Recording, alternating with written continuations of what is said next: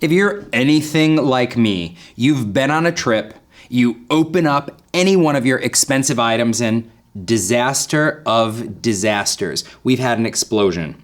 So very often people will make the terrible mistake of throwing this away. I want to show you how quickly and easily you can fix these at home and make the absolute most out of it.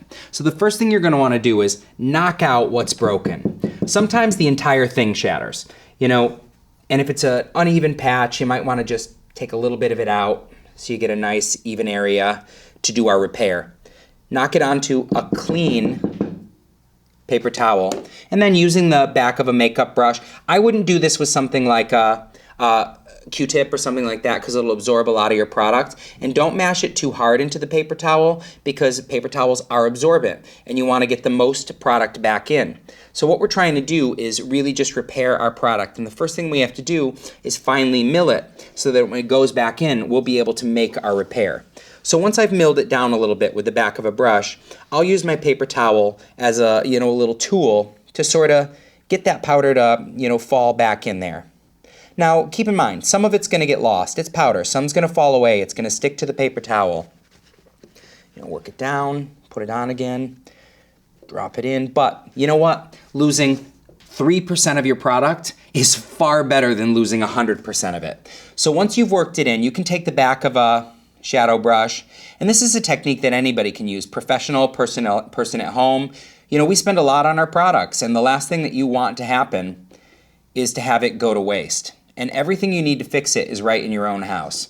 So something smooth and even, start to work it in just a little bit, put the concentration of powder back into the place that it had come from. And then what I want you to do is take a little bit of rubbing alcohol. And with your rubbing alcohol, you can go right from the cap, or if you have a dropper. If you have a dropper at home, that would be even easier. Don't be too generous because you don't want to flood it, but start to work the alcohol in, just so, until it really starts to absorb into the shadow. So I'm working mine in, and then I'm going to use the back of the makeup brush, and I'm not going to be afraid to let it become a little bit of a paste, because you don't want the stuff at the bottom not to get the alcohol. So I'm making my little bit of a paste there. I see right now that all over there didn't get the coverage that I need, so I'm going to set my brush down. I'm going to get a little more alcohol, and I recommend you go from a dropper or from the cap so that it's really reliable. Because if you flood the well, you might find that you spill a lot of your product out onto the floor. And the joy is, it doesn't matter if you use a little too much, and I'm going to tell you why. The alcohol is going to completely evaporate. So you're not destroying your product, and if anything, you're making it even more sanitary. Powders don't harbor bacteria because there's nowhere for them to live. It's not a moist, warm environment. So when we work this in, we're able to turn the entire thing for a moment to a liquid or a cream.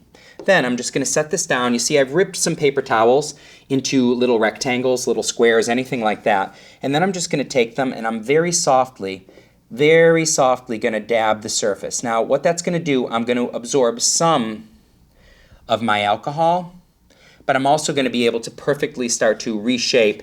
You don't have to worry about perfection. It's about saving your product. So it's something you can do very quickly. I'm just going to start to really easily reshape my product into its well.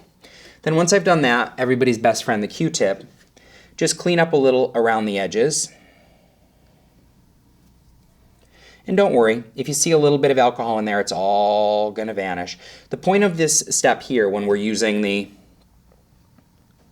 paper towels and the Q-tips is not to soak up all the alcohol. It's to really just get it flat back into the palette so that we can take care of it. For example, if you just get it all in there and then there's a big mound to it, the second you put this in, it's just going to break again. So you see I've sort of reshaped it. I've set it to perfection. I've cleaned most of that away.